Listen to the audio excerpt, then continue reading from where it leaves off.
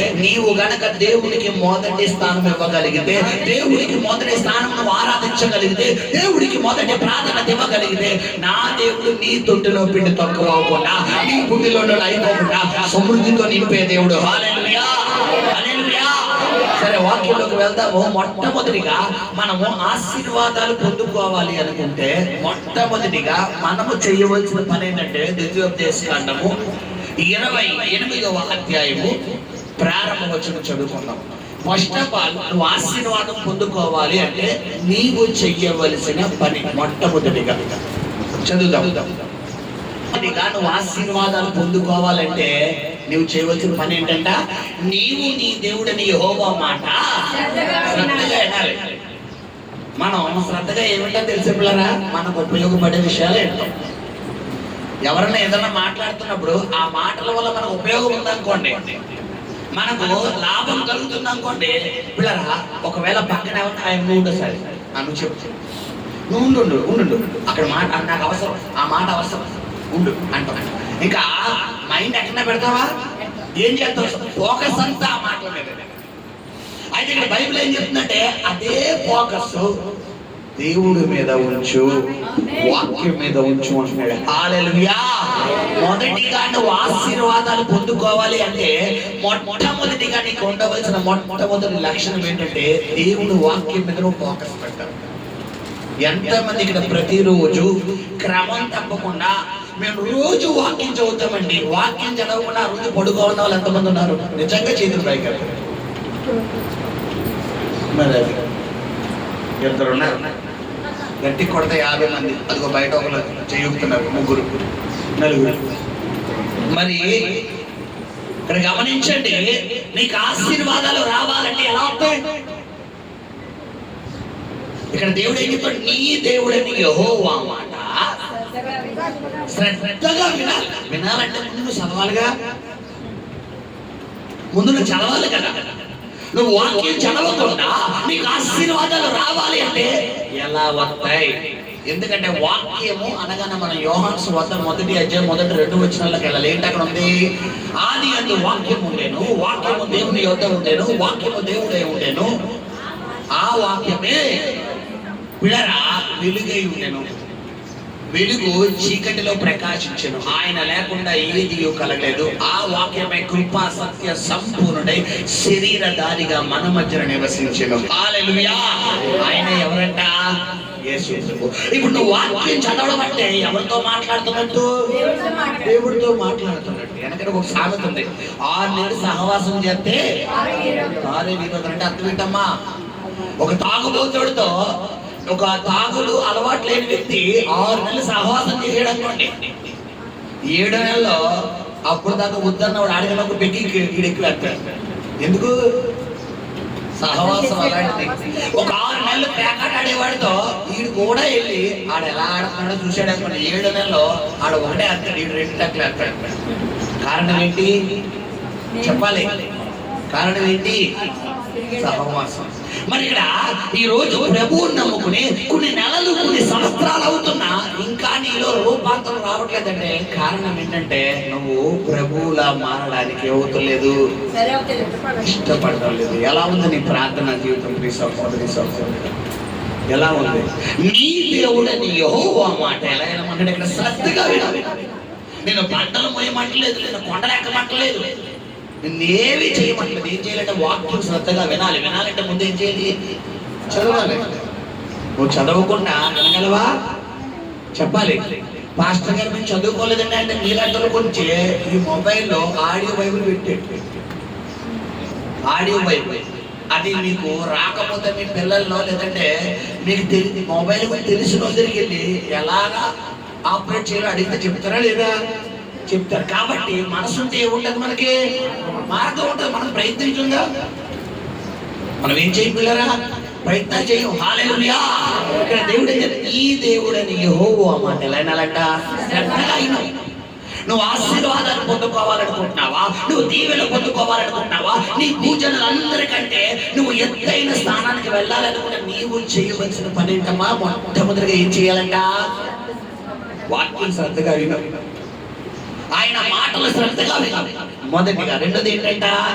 శ్రద్ధగా విని చదవాలి. నేడు నేను నీకు ఆజ్ఞాపించుచున్నా ఆయన ఆజ్ఞలన్నిటిని అనుసరించి నడుచుకునే అదిగో మొదటిగా నువ్వు చేయాల్సిన పని శ్రద్ధగా వినాలి. రెండోది ఏం చేయాలంట? ఆచరణలో పెట్టాలి. రెండోది ఏం చేయాలరా? ఆచరణ అంటే అనుసరణ. అంటే ఇక్కడ దేవుడు వాక్యం ఏం చెబుతుందో నువ్వు అది ఆచరణలో పెట్టాలి. బైబిల్లో చెప్తుంది, కోపం మానము ఆగ్రహమును విడిచిపెట్టుము అన్నాడు. మరి మాట్లాడటం మనకు వచ్చేదే ఏంటి చెప్పాలి? మాట్లాడటం మనకు వచ్చేది ఏంటి? కోపం. నేను అంటాను, కోపం మనకు దగ్గర బంధువు, పిల్లరా శాంతం మనకు దూరం బంధువు. బైబిల్ ఏం చెప్తుంది? శాంతం మనకు దగ్గర బంధువు, కోపం మనకు దూరం బంధువు. మనం ఏ దాచంలో పెడతాం చెప్పాలి? ఏదన్నా ఒక మాట అన్నారనుకో, వితిన్ సెకండ్కి ఏమొచ్చింది? కానీ బైబిల్ ఏం చెప్తుంది? కోపడము నరుని కోపము దేవుని నీతిని నెరవేర్చదు. హల్లెలూయా, హల్లెలూయా.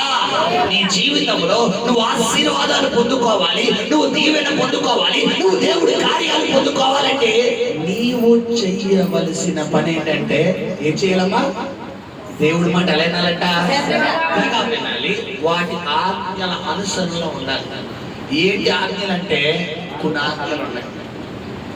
అబద్ధం ఆడకూడదు, నీ పొరుగు వారిని ఆశించకూడదు, విలరా నీది కాంతి నువ్వు ఆశించకూడదు, ఎక్కువ దేవుడికి ప్రార్థన ఇవ్వాలి, వాక్యం చదవాలి, ప్రార్థన చెయ్యాలి.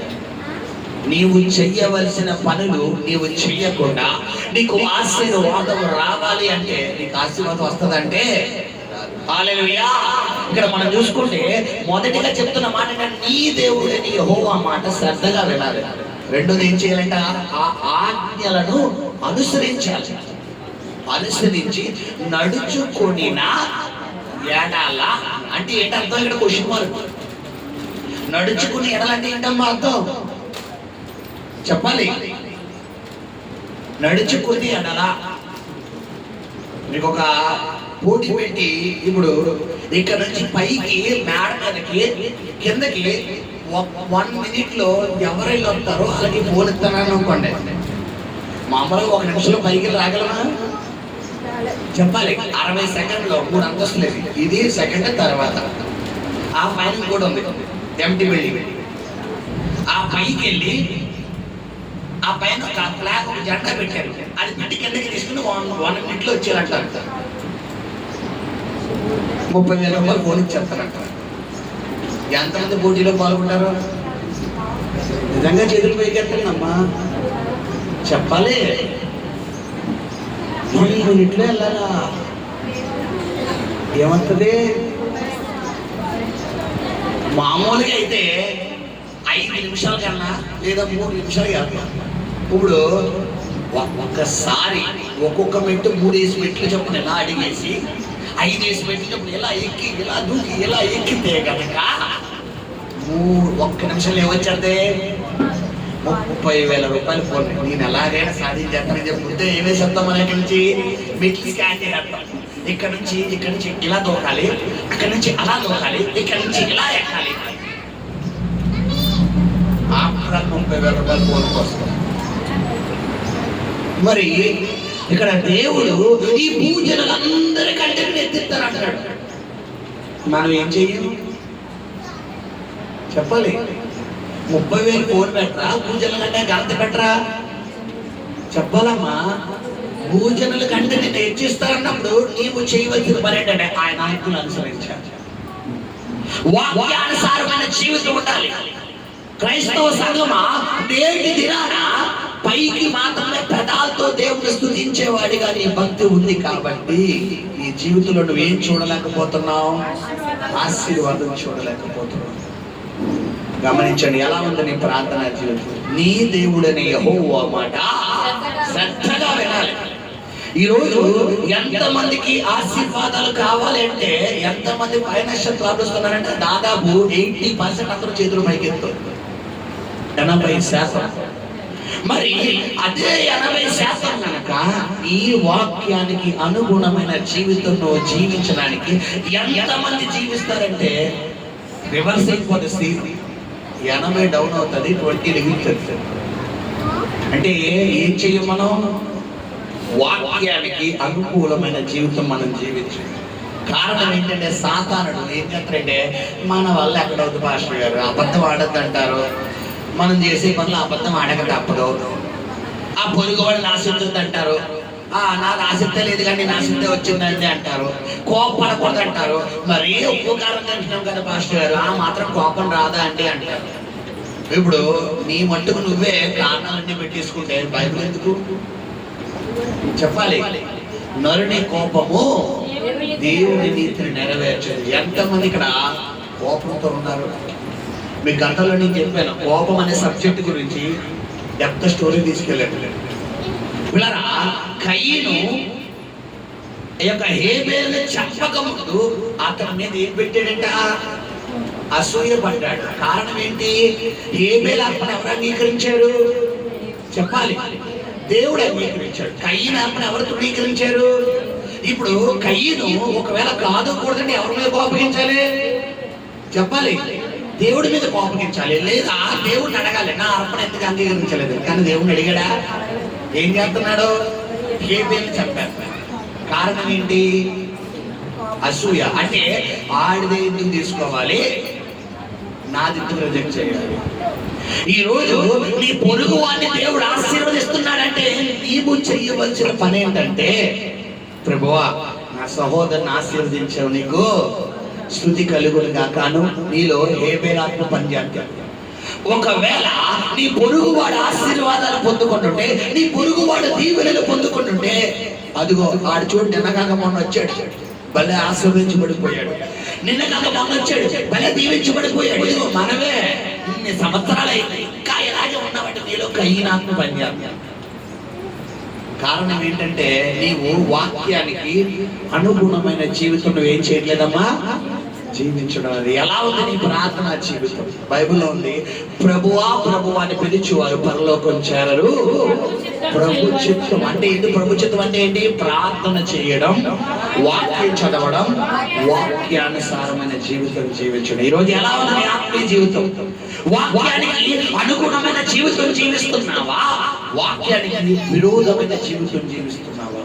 నేటి దినాన క్రైస్తవులు అని చెప్పుకుంటున్న వారే బయట ఎంతమంది అన్యుల ఆచారం పాటించడం లేదమ్మా? కొన్ని ఎగ్జాంపుల్స్ చెప్తాను, మీరు ఆలకించండి. ఎంతమంది పిల్లరా మరి కొత్త బట్టలు కొనుక్కుంటే బస్సు కొట్టెడతారు చెప్పండి, అయినా కూడా మనం పైకి వెళ్తాం. ఎంతమంది పిల్లరా గమనించండి, సాయంత్రం 6 అయితే లైట్ వేస్తారు. 6 అయితే చీకటి పడితే కాదు, చీకటి ఒకసారి చలికాలం ఎప్పుడు వెళ్ళిపోతే 4 గంటలకు వెళ్తుంది. 4 గంటలకు ఎత్తాం లైట్ 6. ఎంతమంది మంగళవారం శుక్రవారం పొద్దు అంటారు? మంగళవారం డబ్బులేమో, శుక్రవారం డబ్బులేమో, ఈరోజు అమావాస్య, ఈరోజు దశమి, ఈరోజు మంచి రోజు. ఏ బైబిల్లో లేదు చెప్పాడు నీకమ్మా? దశమి మంచి రోజు, ఏకాదశి మంచి రోజు బైబిల్లో చెప్పాడు ఆయన. దేవుడని యెహోవా పిల్లరా 6 రోజులు, 6వ రోజు నరుని సృష్టించి పిల్లరా మరి సమస్తమును దేవుడు కలిగి ఏమన్నాడు? ఇది మంచిది, ఇది మంచిది, ఇది మంచిది అన్నాడు తప్ప ఏ ఒక్క రోజు చెడ్డ అన్నాడా? మరి నువ్వేం చేస్తున్నావు చెప్పాలి? తిథులు, వారాలు, గడియలు, గ్రహాలు, పంచాంగాలు అంటూ నువ్వేం చేస్తున్నావు చెప్పాలి? మంచి చెడ్డలు ఎడుతున్నావు. నీ కుటుంబాల్లో, నీ జీవితంలో, నీ వ్యాపారంలో, నీ వ్యక్తిగత జీవితంలో, నీ ఆర్థిక వ్యవస్థలో ఇంకా నీకు ఆశీర్వాదం రాకపోవడానికి కారణం ఇదే. ఎందుకంటే ఇక్కడ దేవుడు చెప్తున్న వాగ్దానం ఏంటంటే, నీవు అన్యుల ఆచారాలు వీటిని కూడా ఏం చేయకూడదంట, పాటింపకూడదు. నీ పక్కనోడు పసుపు నీళ్ళు చల్లలే, దెబ్బకా నీళ్ళు చల్లలే, నమ్మకా నీళ్ళు చల్లలే, నువ్వేం చెయ్యాలి? ఏసు రక్తం వాటర్ చల్లే. దానికన్నా శక్తివంతమైనది ఏది? ఇదే. ఇప్పుడు నీ పక్కన గ్లాసులో నిమ్మకాయ ఎట్టి నిమ్మకాయలో పసుపు వేసాడు అనుకో, నువ్వేం చెయ్యి చెప్పాలి? ప్రేరేలు ఎట్టి నిమ్మకాయ ఎట్టమంటావా? అంటే మాస్టర్ గారు మీరు ప్రేరేలు ఎట్టమన్నారు కదండి అని చెప్పి నిమ్మకాయ ఎడతావా? అది కాపీ పేస్ట్ అవుతుంది, పెట్టకో. నువ్వు ప్రార్థన చేయి. ప్రారంభంలో నీ ఉద్యోగంలో నీ వ్యాపారం ఏం చేయాలి? ప్రారంభం. చాలా మంది వ్యాపారం చేసే పోనీ అంటారు. ఇది కూడా రాంగే బైబిల్ ప్రకారం. నువ్వు ప్రార్థన చేసుకుని, ప్రభువా ఈరోజు వ్యాపారం ప్రారంభించాను ఆయన, ఎవరైతే మొదటిగా నా యొక్క వ్యాపారానికి ఏ కస్టమర్ రావడానికి చెప్తామో ఆ వ్యక్తి నువ్వు అడుగు పెట్టించిన ఆయన ఆ రోజంతా నీకు సమృద్ధితో కూడిన వ్యాపారం దేవుడు ఇస్తాడు. హల్లెలూయా, హల్లెలూయా. అలా కాకుండా రామా ఇప్పుడే పోనీ, ఆ పోనీ పెట్టగానే ఎలా ఉంది నీ ప్రార్థన? నువ్వు వాక్యానికి కొన్ని విభిన్నమైన శాస్త్రాలు నీలో ఉన్నాయి. వాక్యానికి విభిన్నమైన పరిస్థితులు నీలో ఉన్నాయి. నువ్వు వాక్యానుసారమైన జీవితం జీవిస్తేనే దేవుడు నిన్ను ఆశీర్వదిస్తాడు. హల్లెలూయా. ఇక్కడ దేవుడు చెప్తున్న మాట ఏంటంటే, నీ దేవుడని యెహోవా మాట శ్రద్ధగా వినాలి, వాటి అనుసరించి నువ్వేం చేయాలంట? నడుచుకునిన ఎడల ఈ భూజనులు అందరికంటే నిన్ను హెచ్చించును. హల్లెలూయా. ఇది వాక్యానికి అనుగుణమైన జీవితం. మొట్టమొదటిగా నువ్వు ఆశీర్వాదాలు పొందుకోవాలంటే మొట్టమొదటిగా నీవు చేయవలసిన మొట్టమొదటి పని. రెండవదిగా మనం చూసుకుంటే ద్వితీయోపదేశకాండము 12వ అధ్యాయము. రెండవదిగా నువ్వు ఆశీర్వాదాలు పొందుకోవాలి అనుకుంటే నువ్వు చేయవలసిన రెండవ పని ఏంటంటే ద్వితీయోపదేశకాండము 12వ అధ్యాయము 6వ వచనం చదువుకున్నాము. మీరు మీ దహన బలులను 12:6 అక్కడికి మీరు మీ దహన బలులను మీ బలులను మీ దశమ భాగములను ప్రతిష్ఠితములుగా మీరు చేయు నైవేద్యములను మీ మొక్కుబడి అర్పణములను మీ స్వేచ్ఛార్పణములను పశువులలోను గొర్రెల మేకలలోను తొలిచూలు వాటిని తీసుకుని రావలను. మీరును మీ దేవుడైన యెహోవా మిమ్మును ఆశీర్వదించి మీకు కలుగజేసిన మీ కుటుంబములను మీ దేవుడైన యెహోవా సన్నిధిని భోజనము చేసి మీ చేతి పనులన్నిటి యందు సంతోషింపవలెను. ఇక్కడ దహన బలులు అంటే ఏంటమ్మా? నీ ప్రార్థన, నీ దేవుడని యెహోవా సన్నిధిలో ఇచ్చిన నీ దహన బలి అంటే నీ ప్రార్థన. దేవుడు ఎక్కడైతే నిన్ను దర్శిస్తాడో, ఎక్కడైతే దేవుడు నిన్ను ఆశీర్వదిస్తాడో దేవుడు చెప్తున్నాడో ఆ స్థలముకే నీ దహన బలులు. రెండోది ఏం చెప్తున్నాడు? నీ దశమ భాగాలు. నువ్వు ఆశీర్వాదాలు పొందుకోవాలంటే ఏదో ప్రార్థన చేస్తే, ఏదో వాక్యం చదివితే వచ్చేస్తుందంటే కాదు. బైబిల్ ప్రకారం కొన్ని నియమ నిబంధనలు ఉన్నాయి, కొన్ని టర్మ్స్ అండ్ కండిషన్స్ ఉన్నాయి. ఆ నియమ నిబంధనల ప్రకారము నువ్వు నడుచుకుంటేనే దేవుడు వాక్యానికి అనుగుణమైన ఆశీర్వాదం దేవుడు నీకు ఇస్తాడు తప్ప ఎలా పడితే అలా నీకు. హల్లెలూయా, హల్లెలూయా. రన్నింగ్ రేస్ లోకి వెళ్ళేటప్పుడు పిల్లరా, ఆ యొక్క రన్నింగ్ రేస్ నిర్వహించే వ్యక్తి కరెక్ట్ గా విజిల్ ఊతాడు. రెడీ 1 2 3 అని విజిల్ వదగానే ఆ రన్నింగ్ రేస్ ఏమవ్వాలి? మనం పరిగెత్తాలి. ఇప్పుడు నాకు ఊపి ఎక్కువైపోయింది కదా అని చెప్పి నేను ముందుగానే పరిగెడుతున్నావు అనుకో, నువ్వు రన్నింగ్ రేస్ లో ఉంటావా? చెప్పాలి, నాకు ఓపిక తక్కువండి ఆ ముందు పరిగెడతాను తర్వాత పరిగెడతాను అంటే ఉంటావా? ఇప్పుడు విజిల్ వేయడం అంటే ఏంటి? బి రెడీ, సిద్ధపడిపో. దేవుడు వాక్యం నీకేం చెబుతుందో నువ్వు అలాగే వెళ్ళాలి తప్ప నీకు తోచినట్టుగా, నీకు అనిపించినట్టుగా, నీ మదిలో కలిగినట్టుగా నువ్వేం పొందుకోకూడదు. పిల్లరా, నువ్వు ఎలా నడుచుకోకూడదంటే ఇలా నడుచుకోకూడదు. నీకు అనిపించే భక్తి వేరు, వాక్యానికి అనుగుణంగా నడిచే భక్తి వేరు. ఎందుకంటే వాక్యానుసారమైన జీవితం జీవించిన వారిని దేవుడు ఏం చేస్తాడు? ఇక్కడ ఆశీర్వదిస్తాడు అంటున్నాడు. నువ్వు వాక్యానుసారమైన జీవితం జీవించకుండా, వాక్యానికి అనుగుణమైన జీవితం జీవించకుండా నువ్వు ఆశీర్వాదాలు పొందుకోవాలి, దీవెన పొందుకోవాలంటే నీ జీవితంలో నువ్వేం చేయలేవమ్మా? చెప్పాలి. ఆశీర్వాదాలు పొందుకోలేవు. హల్లెలూయా. ఇక్కడ మనం చూసుకుంటే కొన్ని ప్రతిష్టాత్మకమైనటువంటి అర్పణల కోసం మాట్లాడుతున్నాడు. అందులో మొట్టమొదటిగా మనం చూసుకుంటే మొట్టమొదటి అర్పణ ఏంటమ్మా? దహన బలులు. నీ దశమ భాగాలు. దహన బలు అంటే నీ ప్రార్థన జీవితం అని చెప్పాను. నీ దశమ భాగాలు అంటే నువ్వు కష్టపడిన దానిలో 10వ భాగం ఎవరిదంట? దేవుడిది. ఎందుకంటే బైబిల్ చెప్తుంది, మనం చూసుకున్న మలాకీ గ్రంథము 3వ అధ్యాయము 10వ వచనం 8వ వచనం చదువునాడా? నీకు ఆశీర్వాదం కావాలి, నీకు దీవెన కావాలి అంటే నీవు వాక్యానుసారమైన జీవితం జీవించాలి. ఏంటా వాక్యానుసారమైన జీవితం?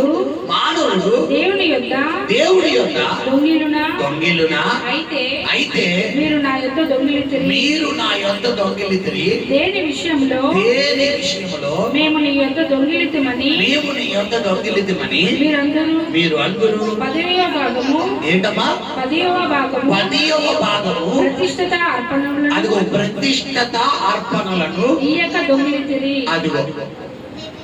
ఈ రోజు నీకు ఆశీర్వాదం ఇంకా రాకపోవడానికి కారణం ఏంటంటే నీవు కష్టపడిన దానిలో 10వ భాగం ఏ స్థలానికి తీసుకురామన్నాడు? ఇక్కడ దేవుడు ఏర్పాటు చేసిన స్థలంలో తీసుకురామన్నాడు. మనం ఏం చేస్తామంటే పిల్లరా, మనం కష్టపడిన దాంట్లో 10వ భాగం తీసుకురావు, మనకు తోచింది చేస్తాం. ఈ రోజు వాక్యానుసారమైన జీవితం అంటే నీ మదిలో కలిగినటువంటి భక్తి కాదు. కొంతమంది మదిలో ప్రార్థన చెయ్యాలనిపిస్తే ప్రార్థన చేస్తారు, వాక్యం చదవాలనిపిస్తే వాక్యం చదువుతారు, చర్చికి వెళ్ళాలనిపించి మనసులో రావాలి. నువ్వు అర్థమాన్ని ఎందుకంటే చర్చికి రాని నాకు అనిపించాలి, నాకు అనిపిస్తే, నాకు ప్రార్థన చెయ్యాలనిపిస్తే, నాకు వాక్యం చదవాలనిపిస్తే, నాకు చర్చికి వెళ్ళాలనిపిస్తే అప్పుడు నేను వస్తాను. నువ్వు చెబితే నేను రాను, నువ్వు చెబితే నేను చదువుకోను, నువ్వు చెబితే నేను చేయను. ఒకవేళ అటువంటి మాటలు అనే వ్యక్తులైతే ప్రభు నీతోనే మాట్లాడుతున్నాడు. ఏంటంటే నీకు అనిపిస్తే చేసింది కాదు భక్తి, వాక్యానికి అనుగుణంగా జీవించాలి. హల్లెలూయా. బైబిల్లో మనం చూసుకుంటే అబ్రహాం దగ్గర నుండి పిల్లరా మరి ఇస్సాకు, యాకోబు ఎంతో మంది ఆశీర్వాదాలు పొందుకోవడానికి కారణం ఏంటో తెలుసామా? ఆదికాండము 12 మనం చూసుకుంటే అబ్రహాంతో దేవుడు అన్న, అబ్రహమా నీవు లేచి నీ తండ్రి ఇంటి నుండి, నీ దేశం నుండి, నీ బంధువుల యొద్ద నుండి నేను నీకు చూపించే దేశానికి వెళ్ళు అన్నాడు. అంతే, వెళ్ళు అన్నాడు. 15 సెకండ్లు అబ్రహం ఏం చేస్తున్నాడు? బ్యాగ్ తీసుకున్నాడు. అదే మాట ఒకవేళ నీకు చెప్పాను అనుకోండి, మీకు చెప్పాడప్పుడు దేవుడు ప్రభా చిన్నప్పటి నుంచి ఇదే వీధిలో ఉన్నాం, ఇక్కడే నిక్కర్లు వేసుకున్నాం, ఇక్కడే చుడిదార్లు వేసుకున్నాం, ఇక్కడే చీర కట్టుకున్నాం, ఇక్కడే ప్యాంటు షర్ట్ వేసుకున్నాం, ఇక్కడే షూటు బూట్ వేసుకున్నాం. కొండ పొలంకి వెళ్ళిపోమంటే అలా నాయన ఓ రోజు టైం అయినా, ఓ నెల టైం అయినా, ఓ సంవత్సరం టైం ఎవరితో చెప్పాలి. అబ్రహాం దేవుడు ఏమన్నాడమ్మా? ఆశీర్వాదాలు ఇవ్వక ముందు దేవుడు విడిచిపెట్టమన్నాడా? ఇచ్చిన తర్వాత విడిచిపెట్టమన్నాడా? చెప్పాలి. ఆదికాండం 12:12 మొదటి 2 వచనం చదవండి. యెహోవా నీవు లేచి నీ దేశము నుండి నీ బంధువుల యొద్ద నుండి నీ తండ్రి ఇంటి నుండి బయలుదేరి నేను నీకు చూపించు దేశమునకు వెళ్ళుము. అంతే, దేవుడు మాట అదే. ఇప్పుడు ఆదికాండము 13వ అధ్యాయము 2వ వచనం చదవండి. అబ్రహాము వెండి బంగారము పశువులు కలిగి బహుధనవంతుడైన. తప్పుడు కూడా దేవుడు నామమున మహిమపడతాము. హల్లెలూయా. ఏమండి 12 అధ్యాయాలు విడిచిపెట్టాడు, 13వ అధ్యాయం వస్తే అబ్రహాం దేవుడు ఏం చేశాడు? ఈ రోజు నువ్వు ఇక్కడ వెళ్ళిన వాకి ఇంటికి వెళ్ళి ఆశల్లో పెట్టు, రేపొద్దున ఆశీర్వాదం రాపోతే నన్ను వచ్చాడు. హల్లెలూయా. నీకు ఆశీర్వాదం ఎందుకు రావట్లేదంటే ఇందుకే నువ్వు వాక్యానుసారమైన జీవితం జీవించలేదు. కోపపడతావు, బూతులు మాట్లాడతావు, నీ పొరుగు వారిని ఆశించేటట్టు ఆశిస్తావు, నువ్వు నేరారోపణ చేస్తాడు నేరారోపణ చేస్తావు, నరహత్య చేస్తాడు నరహత్య చేస్తావు. నరహత్య అంటే చనిపోయడం కాదు. మత్తయి సువార్త 6వ అధ్యాయంలో ఏముంది తెలుసా? నరహత్య అంటే చాలా మంది అనుకుంటారు ఎదుటి వాడిని కత్తించుకుని పొడిసేయడమో పేక కోసేయడం అనుకుంటారు. కాదు. నరహత్య అంటే బైబిల్ ఏముంది? మత్తయి సువార్త 6వ అధ్యాయము 5వ అధ్యాయం మత్తయి సువార్త 5వ అధ్యాయము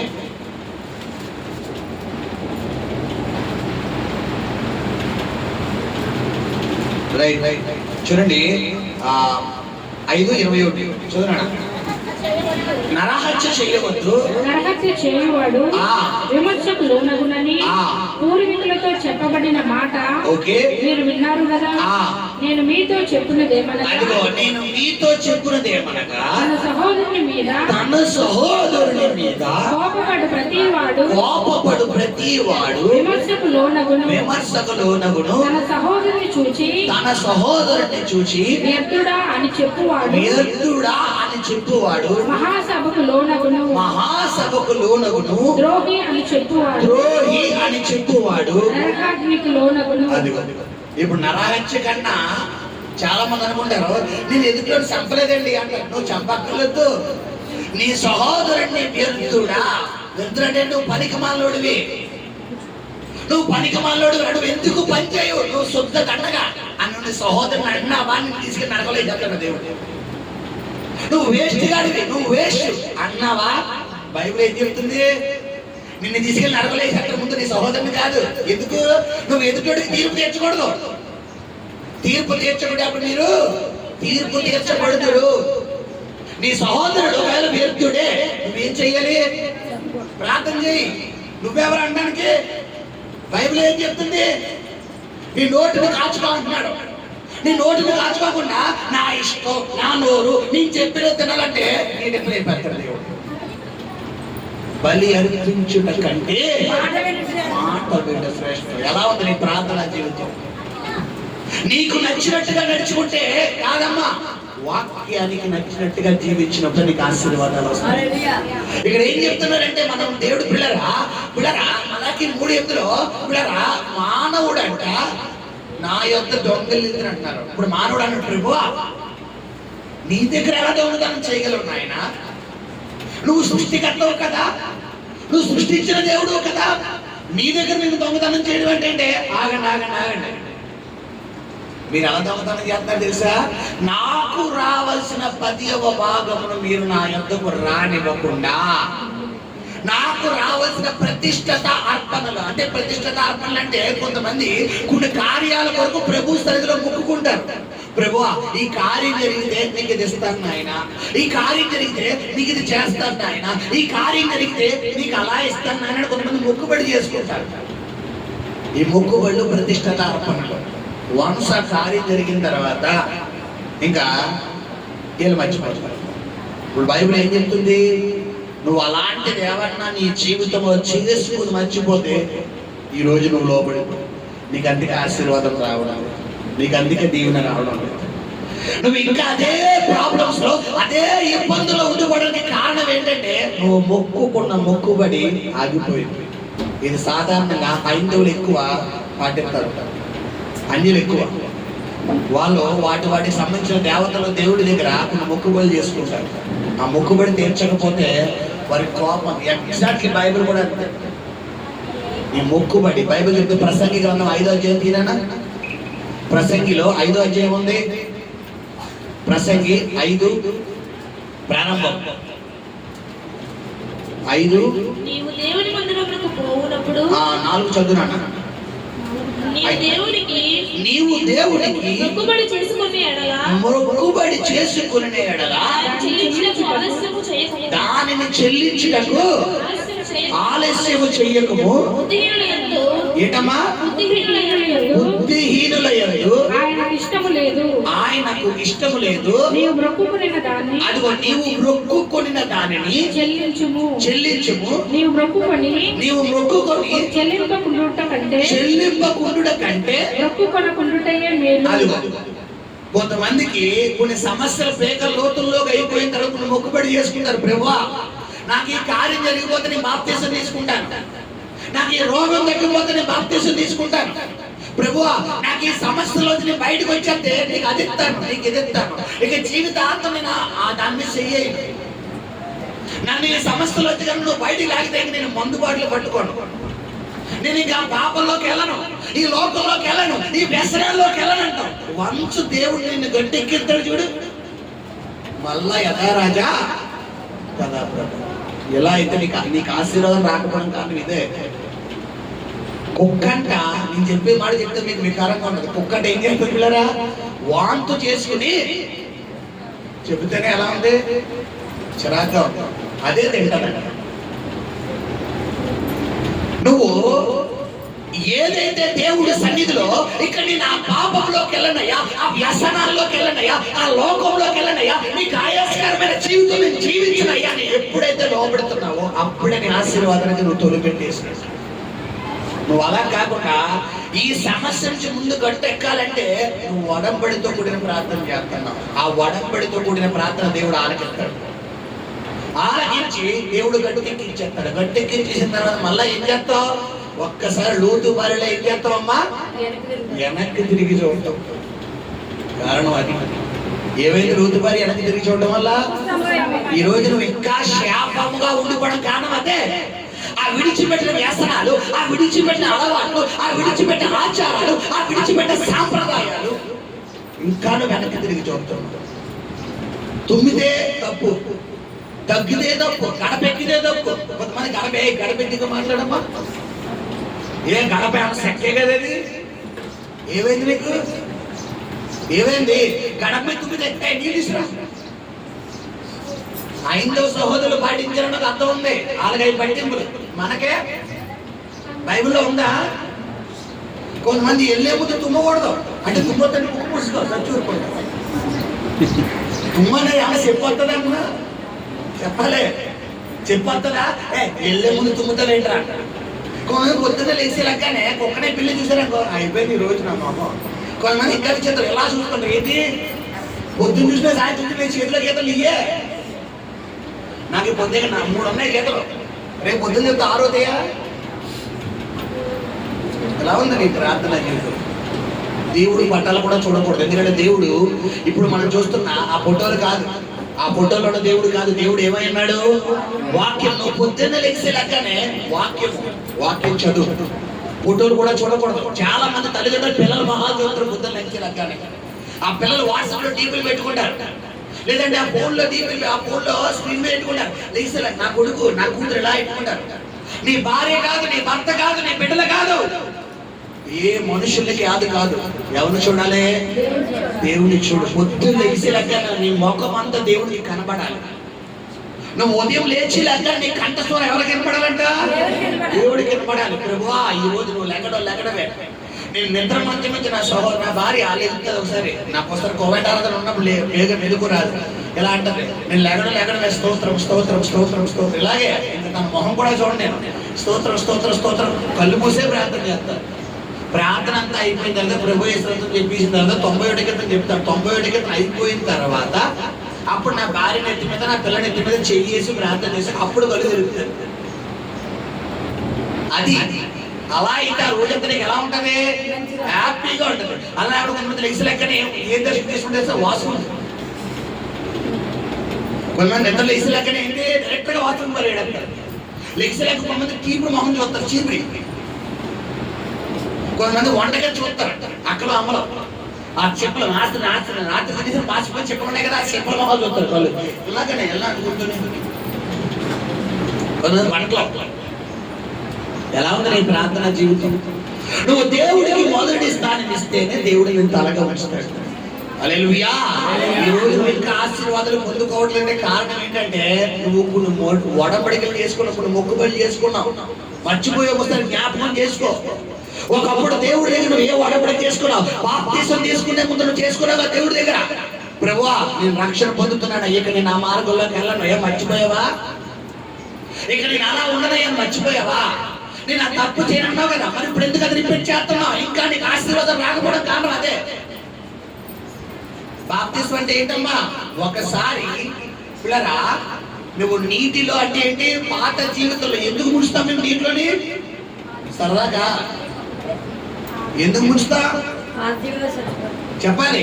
పాత జీవితంలో చెడిపోయి కొత్త జీవితంలో లేపుతాం. కాగా పాతవి గతించెను సమస్తము క్రొత్తవాయును. ఇక పాత వ్యక్తివి కాదు నువ్వు. నీకు అదే కోపం వస్తుందంటే నువ్వు ఇంకా బాప్తీసం తీసుకున్నట్టే లెక్క. బాప్తీసం తీసుకున్న వాళ్ళంటే ఏంటి? మారు మనసు పొందాలి, పాప క్షమాపణ పొందాలి, యేసుక్రీస్తు నామంలో బాప్తీసం పొందాలి. నీ జీవితంలో ఇంకా ఆశీర్వాదాలు రాకపోవడానికి, ఇంకా దీవెన రాకపోవడానికి కారణం ఏంటంటే మీ కుమార్తె కుమారుడా వాక్యానుసారమైన జీవితం నీ జీవితంలో లేదు. ఉదయం లేచిన మొదలు నిద్రపోయే వరకు నీ చూపు ద్వారా, మాట ద్వారా, వినికిడి ద్వారా, తలపు ద్వారా, ఆలోచన ద్వారా, క్రియల ద్వారా నీకు నచ్చినట్టే వెళ్తున్నావు. ఫోన్ వచ్చింది, ఏదో కోపం వచ్చింది, బొయ్యమని మొత్తం కోపం వచ్చి మాట్లాడేసాడు, ఫోన్ పెడేసాడు. ఇది వాక్యానుసారమా? రోడ్డు మీద నీ ఫ్రెండ్ ఎవడ కనబడ్డాడు, రోడ్డుకి వచ్చి మొత్తం తినేసాడు. ఇది వాక్యానుసారమా? ఉద్యోగానికి వెళ్ళావు, నీ పొరుగు వారితో నువ్వు గొడవ పెట్టుకున్నావు. ఇది వాక్యానుసారమా? ఇప్పుడు అన్నీ చేసేసి ప్రభు దగ్గరికి వచ్చి ప్రార్థన చేస్తే వెళ్తుందా పరలోకం? కనీసం నీ సీలింగ్ అనేది ఆడదా? ఇంకా నీ కార్యం జరుపుకోవడం కారణం అదే. ఎక్కడో లేదు, కారణాలు ఇక్కడే ఉన్నాయి. దేవుడు నిన్ను ఆశీర్వదించకపోవడానికి, దేవుడు నిన్ను దీవించకపోవడానికి, దేవుడు ఆశీర్వాదం ఇంకా నీకు రాకపోవడానికి కారణం ఇయ్యే. చాలా మంది కుటుంబాల్లో కోపం అంతా భర్తలు ఎవరి నుంచి పెట్టారు తెలుసా పిల్లరా? భార్యలు. పాపం ఏమీ చేయలేని వ్యక్తులు వెళ్ళే, శాతకాని వ్యక్తులు వెళ్ళే. చాలా మంది భార్యలు ఎలా చూస్తారంటే ఇంట్లో వంటగది వరకే పరిమితం కాదు. దేవుడిని యెహోవా ఆదాముతో కలగజేసి అతను కూడా ఎందుకు కలగజేయడమ్మా? నా ఎముకలలో ఎముక, నా మాంసములో మాంసము నరుడు నుండి తీయబడింది కాబట్టి. అది ఎందుకు ప్రక్కట ఎముకల్లో తీసాడు తెలుసా? ఆయన తల ఎముకలో తీయచ్చు కదా, కాలు ఎముకలో తీయచ్చు కదా, ఎందుకు ప్రక్కట ఎముకల్లో తీసాడు? చెప్పగలరా? చెప్పాలి. ప్రక్కట ఎముకలో తీసే కారణం ఏంటంటే రెండు కారణాలు. ఒకటి కారణం ఏంటంటే నీతో సమానం, నీకు నీ మీద ఏ రైట్స్ ఉన్నాయో నీ భార్యకు కూడా అదే రైట్స్ ఉన్నాయి. నీ భార్యకి నీ భార్య మీద ఏ రైట్స్ ఉన్నాయో భర్తగా నీకు అదే రైట్స్ ఉన్నాయి. చాలా మంది భర్తలు అంటారు నా ఇష్టం, నువ్వు చెప్తే నాల్సిన అవసరం నాకు లేదు, నీకు పని చూసుకో, నువ్వు చెప్తే నేను అనాలా, నువ్వు చెప్పిన నడుచుకోదా?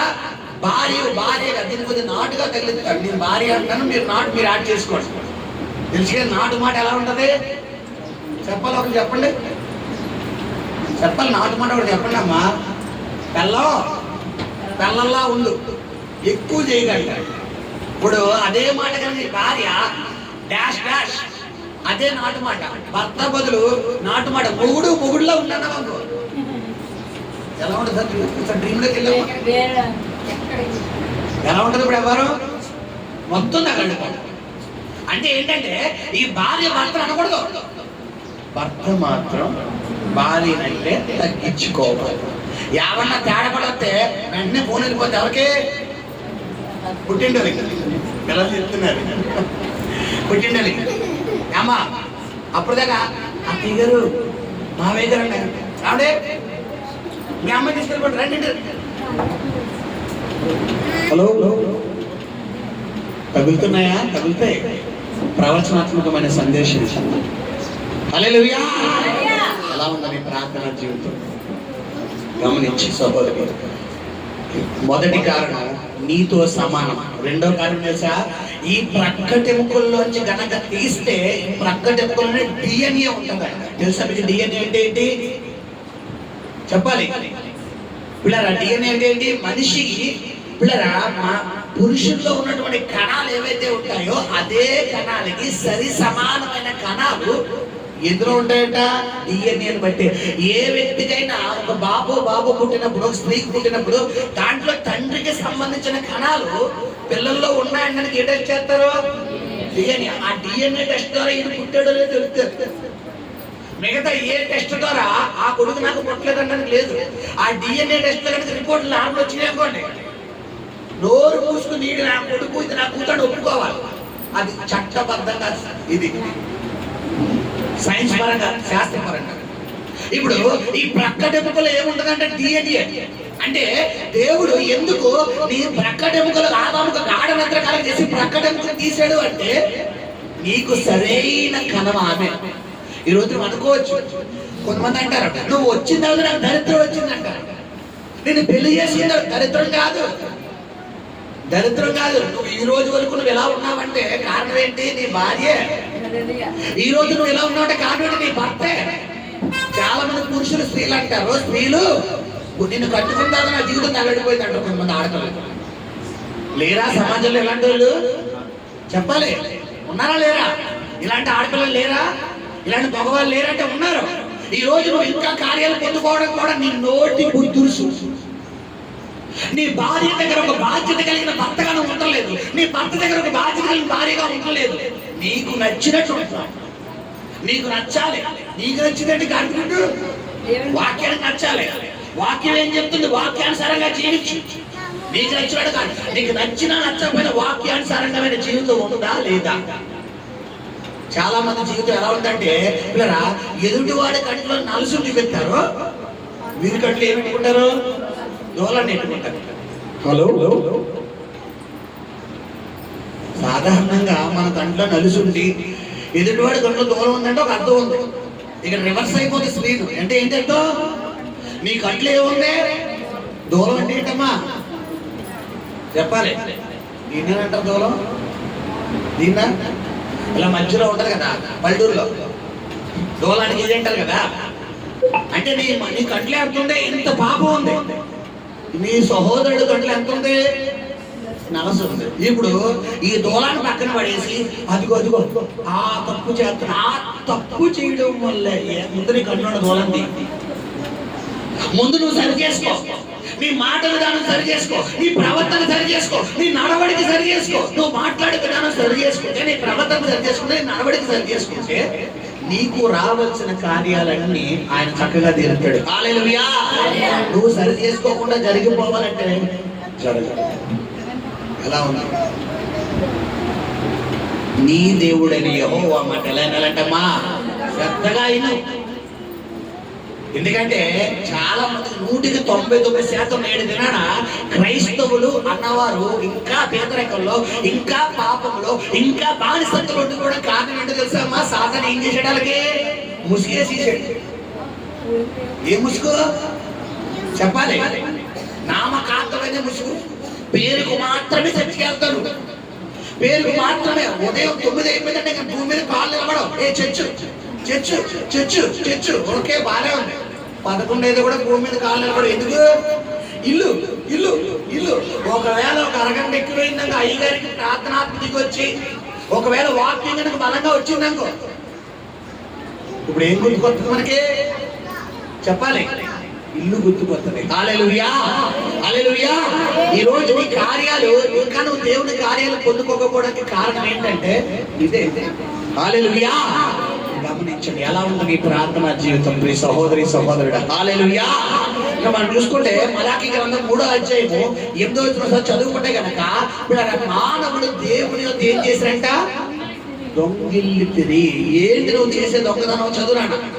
10వ భాగమును ప్రతిష్ఠిత అర్పణలను ఈయక దొంగిలితిరి. ఈ జనులందరూ నీ జనులందరూ నా యొక్క దొంగలించునే ఉన్నారు. మీరు అదిగో మీరు శాపగ్రస్తులై ఉన్నారు. శాపగ్రస్తులై. ఇంకా నువ్వు ఎంత కష్టపడినా ఒక రూపాయి నీ ఇంట్లో కనకపడకపోవడానికి, నువ్వు ఎంత కష్టపడినా నీ ఇంట్లో ఇంకా రూపాయి కూడా నీకు కనబడకపోవడానికి కారణం ఏంటంటే నువ్వు వాక్యానుసారమైన జీవితం లేదు. చాలా మంది దశమ భాగం ఇస్తారు కానీ వాక్యానుసారమైన జీవితం జీవించరు. వాక్యానుసారమైన జీవితం జీవిస్తారు కానీ దశమ భాగం ఇవ్వరు. రెండు ఏం చేయమన్నాడు దేవుడు? తోకలో ఏం చేయాలి? మనం కింద కొట్టుకు వెళ్ళాం, ఒక కేజీ కందిపప్పు అడిగాం. దృష్టి కందిపప్పు మీద ఉంటుందా తోక మీద ఉంటుందా? చెప్పాలి. తోకం గురించి తెలిసాడు అది ఏం చేస్తాడు? తోకం చూస్తాడు. ఒకవేళ డిజిటల్ మీటర్ అంటే ఏం చేస్తాడు? ఇలా చూస్తాడు. కందిపప్పు అక్కడ ఎంత వేసి మనకు అనవసరం. డిజిటల్ 1000 గ్రాములు వచ్చిందా లేదా? ఒకవేళ 50 గ్రాములు తక్కువ వచ్చిందంటే ఏమంటే ఏంటంటే 50 గ్రాములు తగ్గిస్తారు ఏంటి అని అడుగుతావా లేదా? తెలివైనడు ఏం చేస్తే అడుగుతాడు. కొంతమందికి ఏం తెలియదు, కేజీ అంటే ఎన్ని గ్రాములో తెలియదు, అర కేజీ అంటే ఎన్ని గ్రాములో తెలియదు. ఇప్పుడు వాళ్ళు కందిపప్పు వాళ్ళని పెంచదా? ఇప్పుడు నీళ్ళలో వేస్తారు మ్యాప్ అనమాట. ఇప్పుడు గమనించండి. ఇప్పుడు దేవుడు ఏంటంటే ఇక్కడ కొంతమంది వాక్యానుసారమైన జీవితం ఉంటుంది, బట్ డబ్బుల విషయానికి వస్తే ఏం చేద్దాం మైండ్ సాధనం దొంగలించాలి. ఒక 1000 రూపాయలకి సంపాదన వస్తున్నప్పుడు 100 రూపాయలు ఎవరిదే చెప్పాలి? దేవుడిది. ఒక 10,000 సంపాదన వస్తే 1000 రూపాయలు ఎవరిదే? 1,00,000 రూపాయలు సంపాదన వస్తే 10,000 ఎవరి? ఒక 10 లక్షల సంపాదన వస్తే 1,00,000 ఎవరిదే? అమ్మా అమ్మా 1000లో వండేది ఇచ్చేస్తాం, 10,000 1000 కూడా ఇస్తాం, 1,00,000లో 10,000 కూడా ట్రై చేస్తాం. 10 లక్షల్లో 1,00,000 వచ్చేసరికి ఏమొచ్చింది మనకి? చేయాలా? ఈ 1,00,000 లేకపోతే ఎలాగా? ఈ రోజు నీకు ఇంకా కార్యాలు రాకపోవడం ఏంటంటే నువ్వు వాక్యానికి అనుగుణమైన జీవితం జీవించడం లేదు. ఇక్కడ పాస్టర్ అభిషేక్ గారు చెప్పడం లేదమ్మా, వాక్యం చెప్తుంది. ఇంకా నువ్వు అప్పులతో ఉండడానికి, ఇంకా నువ్వు శాపగ్రస్తమైన జీవితంలో ఉండక వాళ్ళు ఇదే. నీకు ఫైనాన్షియల్ ప్రాబ్లం పోవాలా? నీ శాపాల నుంచి నువ్వు బయటికి రావాలా? నీవు నీ దేవుడని యెహోవా మాట ఈ రోజు నువ్వు వినడం మొదలెట్టు. నీ జీవితంలో వచ్చే నెల మొదటి ఆదివారం కల్లా కార్యం జరగకపోతానని వచ్చాడు. హల్లెలూయా, హల్లెలూయా.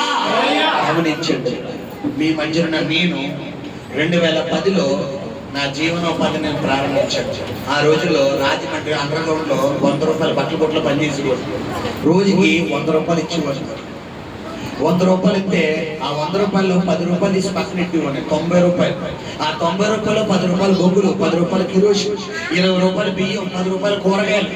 మా ఇల్లు ఏమో ప్రకాష్ నగర్, నేను వర్క్ చేసేమో అండర్గ్రౌండ్. అక్కడి నుంచి ఇక్కడికి దాదాపు 5 కిలోమీటర్లు ఉంటుంది. అంత దూరం నడిచి వచ్చేవాడు. అంత దూరం వెళ్ళి వచ్చి నా జీవనోపాధి చేసుకున్నాను. ఒక్కసారి నా ఈ మధ్యాహ్నం బొగ్గులు నేను బట్టి గారి దగ్గర ఇంట్లో వంట అయ్యేది కాదు.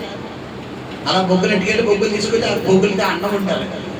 ఎంత ఇస్తారమ్మా లంచ్ బ్రేక్? గంట, అంతకన్నా ఎక్కువ వెళ్తారా? బొగ్గుల పై మీద కూర అన్నం ఎంతసేపు వస్తుంది? నేను వెళ్ళి వెళ్తే కనుక రావాలి. 5 కాదు, మళ్ళా ఖాళీ కడుపుతో మంచి 2 గ్లాసులు మంచి 5 తీసేవాడు. ఒకసారి మా అమ్మగారు తీసుకొచ్చే రోజులు కూడా ఉన్నాయి. అక్కడి నుంచి నడిచి చెప్పాలి, నమ్మకమైన వారికి దీవెనలు. ఈరోజు నేను దేవుడికి ఇచ్చే విషయంలో నమ్మకంగా ఉన్నాను. ఒక నెలే 100లో 10 రూపాయలు ఇచ్చా. 2వ నెల వచ్చేసరికి 150 చేసాడు దేవుడు నా జీవితం. ఎక్కడైనా నెలకు జీతం ఇచ్చే వాళ్ళు ఉంటారమ్మా? నా దేవుడు చేసే దేవుడు. హల్లెలూయా.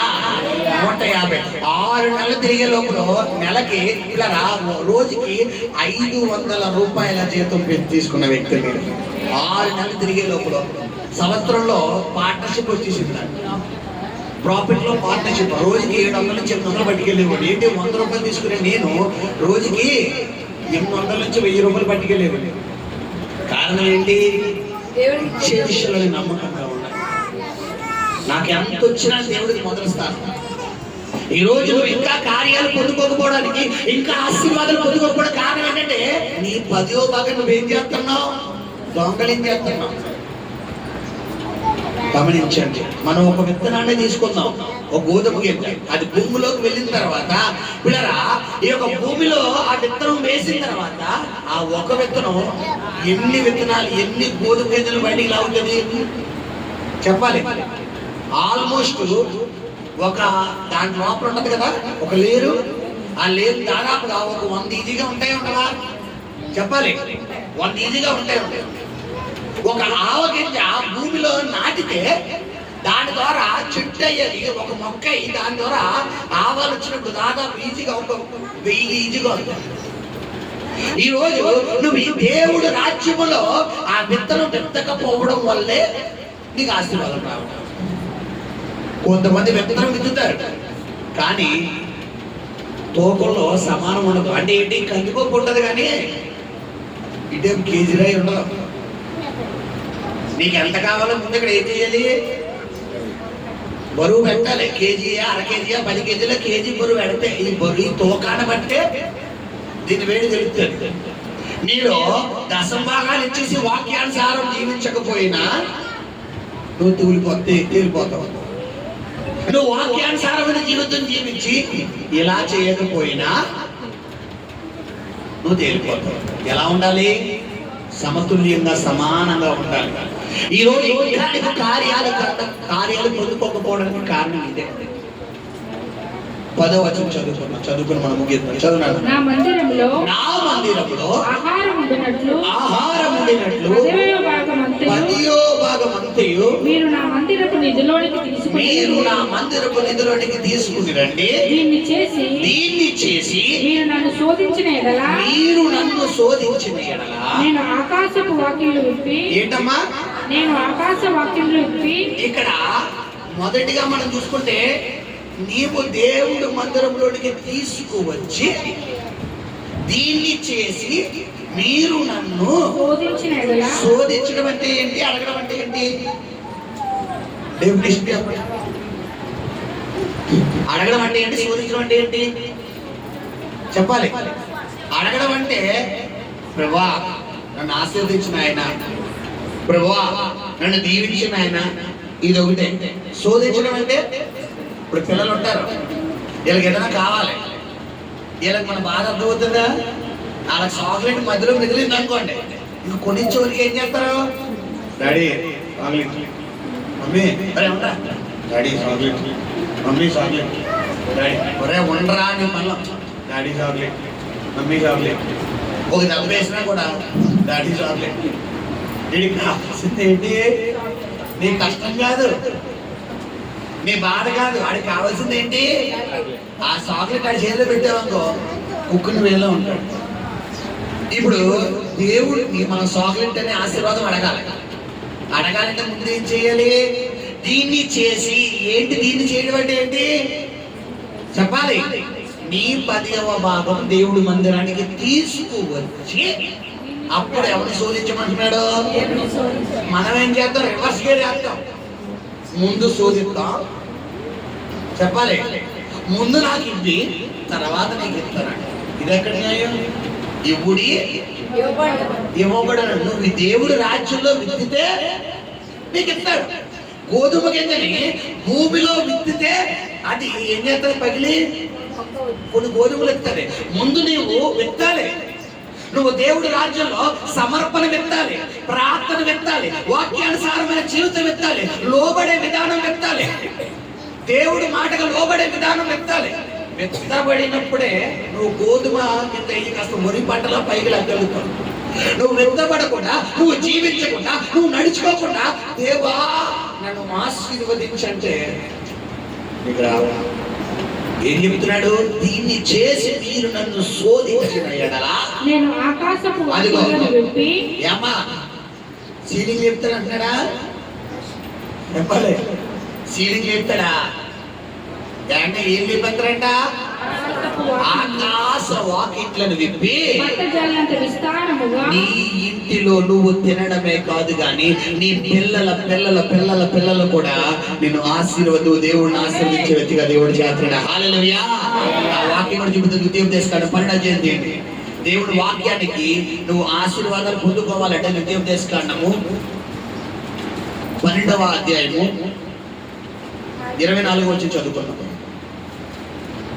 నీవు దాన్ని తినక భూమి మీద నీళ్ళ వలె పారబోయవలెను. నీవు యెహోవా దృష్టికి ఉత్తమైన దానిని చేసినందున నీకు నీ తరువాత నీ సంతతి వారికి మేలు కలుగునట్లు దాన్ని తినకూడదు. నీకు నియమింపబడిన ప్రతిష్ఠితములను మొక్కుబడులను మాత్రము యెహోవా ఏర్పరచుకున్న స్థలమునకు నీవు తీసుకొని పోవలెను. నీ దేవుడైన యెహోవా దృష్టికి యుక్తమును యథార్థముగా దానిని నీవు చేసినందున దేవుడికి యుక్తముగా యథార్థముగా ఉండేదేంటి? వాక్యానుసారమైన జీవితం. వాక్యానుసారమైన జీవితం అంటే పిల్లరా నీకు నచ్చింది కాదు, వాక్యం ఏం చెబుతుందో అదే వాక్యానుసారమైన జీవితం. యుక్తమును యథార్థమును దానిని నేను చేసినందున అదిగో దానిని నువ్వు చేసినందుకు నీకును అదిగో నీకును నీ తరువాత నీ సంతతి అంటే వారికి నీ పిల్లలకును నిత్యము మేలు కలుగునట్లు నేను నీకు ఆజ్ఞాపించుచున్నా అదిగో నేను నీకు ఆజ్ఞాపించుచున్నా ఈ మాటలన్నిటినీ నువ్వు శ్రద్ధగా వినవలెను. అదిగో హల్లెలూయా. కారణం ఏంటమ్మా? ఇంకా నీవు నీ పిల్లలకి ఇంకా ఒక పూట అన్నం కూడా పెట్టలేకపోతున్నావు. ఇంకా వాళ్ళకి సరైన జీవనోపాధి నువ్వు తీర్చలేకపోతున్నావు. వారిని ఒక మంచి స్కూల్లో నువ్వు కనీసం జాయిన్ చేయించలేకపోతున్నావు. వాళ్ళ ఫీజు కూడా నువ్వు కట్టలేకపోతున్నావు. కారణం ఏంటి? నువ్వు వాక్యానుసారమైన జీవితం జీవించడం లేదు. వాక్యానికి అనుగుణమైన జీవితం నీలో లేదు. నీకు నచ్చినట్టు చేస్తున్నావు భక్తి. నీకు ప్రార్థన చెయ్యాలనిపిస్తే ప్రార్థన చేస్తావు. నువ్వు వాక్యం చదవాలనిపించాలి నీకు. ఎవరైనా కొంతమంది ఏం చేయాలమ్మా? చూడండి, చాలా మంది చెప్తున్నా ఒకసారి. ఈ పశువులు తోలే వాళ్ళు ఏం చేస్తారు? పశువులు తోలే వాళ్ళు కాపర్లు చేతులు ఏంటంటే ఎటువంటి ఏంటి జువ్వా ఎదురు పడాలి, ఇలా పడాలి, ఎలా పన్నాలి. అప్పుడు అది ఇలా ఉండిపోతుంది రోడ్డు మీద మధ్యలో ఇలా మేతది. ఈ కాపరి దాని ఇంటికి తోలికెళ్ళాలి. ఈ పశువుల కాపరి ఇంటికి తోలికెళ్ళాలి. ఇప్పుడు ఏం చేస్తాడు? అమ్మ వెళ్ళిపో అమ్మా, నడుపు అంటే అంటాడా? ఇది చూపించుకుని ఎక్కడ అంటాడు? దాని ఇబ్బంది పట్టే మళ్ళా మంచి సగం దూరం మళ్ళా నెప్పి తగ్గిపోతే మళ్ళీ ఏం చేస్తుంది? ఏదో మేత కనబడదు. మళ్ళీ ఏం చేస్తుంది? మళ్ళా చూపించుకుని ఏం చేస్తాడు? మళ్ళా అంటాడు. అంటే కొంతమంది ఏం చేయాలి? ప్రార్థన చేయి, వాక్యం చదువు, చర్చికెళ్ళు, చెయ్యి అర్థమాను వాక్యం అర్థమాను ఇప్పుడు ఏం చేస్తాడైనా? మళ్ళీ అంటాడు చెయ్యి, ప్రార్థన చెయ్యి, వాక్యం అంటే నిన్ను జువ్వేస్తే కానీ రావట్లేదు. నీకు ఆశీర్వాదం వస్తుంది. ఇలాగా నువ్వు జువ్వకు లోపడుతున్నావు కాబట్టి జువ్వ లేకపోతే నీకు రాదు. ఎక్కడి నుంచి రావాలి? నీకు ప్రార్థన చేసుకోవాలి. ఎవరు ఒకరు చెబితే నీవు గుర్తుకొచ్చేది కాదు ప్రార్థన. ఒకరు చెబితే నువ్వు చదివేది కాదు వాక్యం. ఎందుకంటే ప్రార్థన అంటే దేవుడితో మాట్లాడడం, వాక్యం చదవడం అంటే దేవుడు నీతో మాట్లాడడం. ఒక సెంటెన్స్ ఫుల్ ఫామ్ అవ్వాలంటే ఇద్దరు కాంగ్రిగేషన్ ఉండాలి, ఇద్దరు సంభాషణ ఉండాలి. నేనున్నాను ఇప్పుడు సేవకుడుగా, నేను ఇక్కడ ఉన్నాను కాబట్టే కదా మీరు అందరూ నాతో మాట్లాడడానికి వచ్చారు. ఇప్పుడు నేను ఇక్కడ లేను, నేను హైదరాబాద్లో ఉన్నా. కొంచెం వస్తారా? చెప్పాలి, వస్తారమ్మా? ఎందుకు? పాస్టర్ గారు లేరు కదా. ఇప్పుడు దేవుడితో మాట్లాడడం ఏంటి? ప్రార్థన చేయడం. దేవుడు నీతో మాట్లాడడం ఏంటి? చాలా మంది చేసే పని ఏంటి తెలుసమ్మా? ప్రార్థన చేస్తారు కానీ వాక్యం చదవరు. కొంతమంది ఇంకా రివర్స్ ముందుకి ఏమొచ్చేంత ప్రేరేపణ? ముందు వాక్యం చదివే తర్వాత ప్రార్థన. అంటే ముందు దేవుడు నీతో మాట్లాడు. ముందు నువ్వు మాట్లాడుతున్నావు కదా. నువ్వు దేవుడితో మాట్లాడితే ఆయన నీతో మాట్లాడతాడు. ఎలా ఉంది నీ ప్రార్థన జీవితం? ఆకాశ వాక్యం విప్పాలి అంటే రెండు నీ ముందు కనబడుతున్నాయి. ఒకటి వాక్యానుసారమైన జీవితం, రెండవది నువ్వు కష్టపడిన దాంట్లో 10వ భాగము దేవుడి మందిరంలోనికి తీసుకురావాలి. ఎలా ఉందని ప్రార్థన జీవితం? ఈరోజు ఎంత కష్టపడుతున్నా ₹1 ఆదాయం కూడా నీకు కనబడకపోవడానికి కారణం ఇదే. చాలా మంది దశమ భాగాన్ని దొంగలిస్తారు. అలాగే తెలిసే పిల్లరా, వీళ్ళు ఏం చేస్తారంటే ఒకవేళ ఒక 10,000 రూపాయలు వీళ్ళ సంపాదన అయితే ఈ 10,000 రూపాయల సంపాదన దశమ భాగం ఎంత తీయాలి? మనం చెప్పాలి. ఎంత తీయాలి? 1000 తీయాలి. కానీ మనం ఏం చేస్తాం? 100 రూపాయలు చెప్తాం. తీసి మాస్టర్ గారి చేతులు ఇలా పెడతాం. ఎవరిని మోసం చేద్దాం అనుకుంటున్నాం? అన్నయ్య సభ్యులు ఏమయ్యారు? ఏమైంది? పేతురు గారు ప్రార్థనలోనే ఉంటారు. పేతురు గారికి ఏమీ తెలియదు అనుకుంటున్నారు. ఏమన్నా? అన్నయ్య సభ్యులు వచ్చి చెప్పాలి. దాన్ని అమ్మినప్పుడు దాని వెల, దాని ఆస్తి ఎవరి దగ్గర ఉంది? నీ దగ్గర లేదా? నువ్వు ఎందుకు పరిశుద్ధాత్మను మోసం చేస్తున్నావు అన్నాడు పేతురు. అంతకుమించి ఏమన్నా అన్నాడా? నువ్వు చచ్చిపోను, అలా అయిపో, నువ్వు ఎలా అయిపోను ఏమన్నా అన్నాడమ్మా? ఏమన్నాడు పేతురు? ఏమన్నా అపోస్తుల 5వ అధ్యాయంలో నువ్వు పరిశుద్ధాత్మను ఎందుకు మోసపుచ్చుటకు నువ్వు సాతానుకు నువ్వు ఎందుకు అవకాశం ఇచ్చావు? ఈరోజు డబ్బు విషయంలో నీ మైండ్ మారిపోతుందంటే నువ్వు ఆశీర్వాదాలు నీ జీవితం ఆగిపోతుంది. ఎక్కడ నీకు బ్రేక్ పడుతుందో అక్కడ సాధనగా. సాధారణంగా 90% చాలా మంది మైండ్ సాధనగాడు ఎక్కడ దిక్కు తెలుసామా? కమర్షియల్ దగ్గర, మనీ దగ్గర నీ మైండ్ ఆగిపోతుందంటే నీ ఆశీర్వాదం అక్కడ ఆగిపోతుంది. నువ్వు ఆశీర్వదించబడాలి అంటే నువ్వు చేయవలసిన పని ఏంటంటే నీ 10వ భాగం దేవుడి మందిరానికి తీసుకురావాలి. మనం చూసుకుంటే ద్వితీయోపదేశకాండము 12వ అధ్యాయంలో ఒక మాట చూపిస్తాను. ఆ మాట చూపించి ముగిస్తాను. ద్వితీయోపదేశకాండము 12వ అధ్యాయంలో అక్కడ మనం చూసుకుంటే చూడండి పిల్లరా, 13 వచ్చి చదువునా? ప్రవక్తయే గాని 12:13 నీవు చూచిన ప్రతి స్థలమున నీ దహన బలులను అర్పింపకూడదు సుమి. నీ దహన బలులను అర్పింపకూడదు సుమి. ఏం చేయకూడదంట? అర్పింపకూడదు. అంటే కొంతమంది పిల్లరా, మీరు ఏదైనా చర్చేగా ఎవరైనా పాస్టర్ కాదు. బైబిల్ ఏం చెప్తుంది? నీ కొరకు ఎవరైతే బలి అర్పణ అర్పిస్తున్నారో, నీ కొరకు ఎవరైతే భారంగా ప్రార్థన చేస్తున్నారో, నీ పేరు ఎత్తి ఎవరైతే ప్రభు సన్నిధిలో విజ్ఞాపన చేస్తున్నారో, ఆ స్థలమునకే నీ దహన బలులు, నీ బలి అర్పణ, నీ ప్రతిష్టార్పణలు, నీ యొక్క నైవేద్యాలు తీసుకురావాలను. కానీ పలానా సేవకులు ఎంత కొంతమంది చాలా వెరైటీగా ప్రవర్తిస్తారు. దశంలాగా నాకు తెలిసిన తల్లిగారు అక్కడెక్కడ ఆ తల్లిగారు ఇంట్లో 3 కొడుకులు, నలుగురు కొడుకులు, వాళ్ళ భర్త గారు, మొత్తం 5 సంపాదించేవారు. ఈ 5 సంపాదించినంత ఈ తల్లిగారు చేతిలో పెడితే ఈ తల్లిగారు ఒక చర్చికి వెళ్ళేవారు. నాకు బాగా గుర్తున్నప్పుడు అనమాట, దాదాపు 14-15 సంవత్సరాల క్రితం. సరే, ఈ తల్లిగారికి స్టీఫెన్ పాల్ గారు తెలుసు, అంటే టీవీలో లైవ్ గారు, సతీష్ కుమార్ గారు తెలుసు, జైపాల్ గారు తెలుసు. పిల్లరా, ఇంకో సేవకులు తెలుసు. ఈ కొడుకులు ఇచ్చిన పెద్ద కొడుకుదేమో స్టీఫెన్ పాల్ గారిని పంపించేవారు, చిన్న కొడుకుదేమో సతీష్ కుమార్ గారిని పంపించేవారు, 3వ కొడుకుదేమో జైపాల్ గారిని పంపించేవారు, 4వదేమో ఈయన పాస్టర్ గారికి ఇచ్చేవారు. కొత్తదా ఆశీర్వాదం? చెప్పాలి, ఆశీర్వాదం వస్తుందా? నీవు చూచిన ప్రతి స్థలమునని అర్పించకూడదు. ఎక్కడైతే నీ కొరకు భారంగా ప్రార్థన జరుగుతుందో, ఎక్కడైతే నీ కొరకు దహన బలి అర్పింపబడుతుందో, ఎక్కడైతే దేవుడి సన్నిధిలో దేవుడి యాజకుడు నీ కొరకు ప్రార్థన చేస్తున్నాడో, అక్కడ మాత్రమే నీ అర్పణ ఏం చేయాలంట? అర్పించాలి. మనం 12వ అధ్యాయం చివరి వచ్చి చదువుకుందాం. చదువునా? నీవు 12 చివరి 12-19 నీవు నీ దేశంలోనున్న నీ దినములన్నిటను లేవీయులను విడువకూడదు సుమి. అది లేవీలంటే ఎవరమ్మా? లేవీలంటే ఎవరు? సేవకులు. నీవు ఏ దేశంలో అయితే ఉన్నావో, ఏ పట్టణంలో అయితే ఉన్నావో, నువ్వు బతికే అంత వరకు నీ పాస్టర్ గారిని ఏం చేయకూడదు? వదిలేయకూడదు.